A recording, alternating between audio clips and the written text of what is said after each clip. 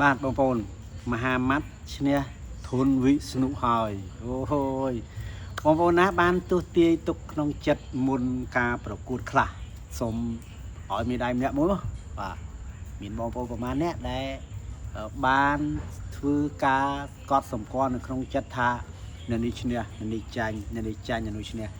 ឥឡូវនេះរាល់ការវិភាគរបស់លោកគ្រូបាទលោកគ្រូថនវាសនាគាត់ថាមហាម៉ាត់ភាគរយខ្ពស់ឥឡូវត្រូវដូចគាត់មានប្រសាសន៍មែនហើយមានលោកគ្រូមួយចំនួនច្រើនទៀតដាក់ការរំពឹងខ្ពស់ទៅលើមហាម៉ាត់ឈ្នះមែនហើយចឹងបងប្អូនឃើញណាមហាម៉ាត់ឈ្នះហើយប៉ុន្តែវាមានប៉ុន្តែមួយទៀតបងប្អូន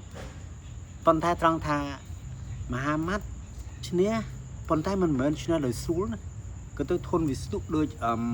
លោកគ្រូថនវាសនាមានប្រសាសន៍មែនជាកីឡាចាស់មានន័យថាគាត់បុកវាយបុកបាទគាត់វាយបុកមួយចានទឹកមួយចានគោកប៉ុន្តែយ៉ាងណាក៏ដោយស៊ូមួយមហាម៉ាត់អត់បានបងប្អូននៅតែចាញ់មិនទុកទួតែបានតែមិនអីទេការចាញ់របៀបនេះបើយើងនិយាយទៅថាចាញ់បែបល្អមើលចាញ់បែបល្អមើលចាញ់បែបវាយទៅសង់តង់គ្នាល្អ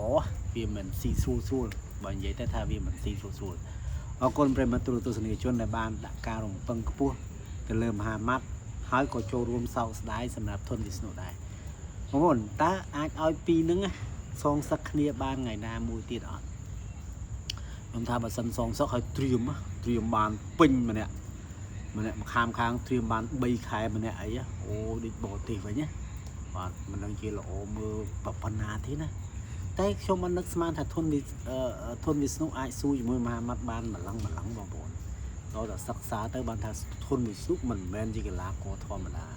បាទកីឡាករជើងចាស់មួយរូបគាត់ល្អិតមែនប៉ុន្តែបីអូយល្អណាស់ធនវិស្ណុហ្នឹងបាទចឹងចូលរួមសរសើរសង្ឃឹមថាមានថ្ងៃក្រោយធនវិស្ណុនឹងធ្វើបានល្អជាងនេះហើយអាចនិយាយបានថានឹងអាចឈ្នះមហាម៉ាត់ក៏ថាបានដែរចុះបងប្អូនវិញបើសិនជាឲ្យពួកគាត់ជួបគ្នាម្សិលទៀត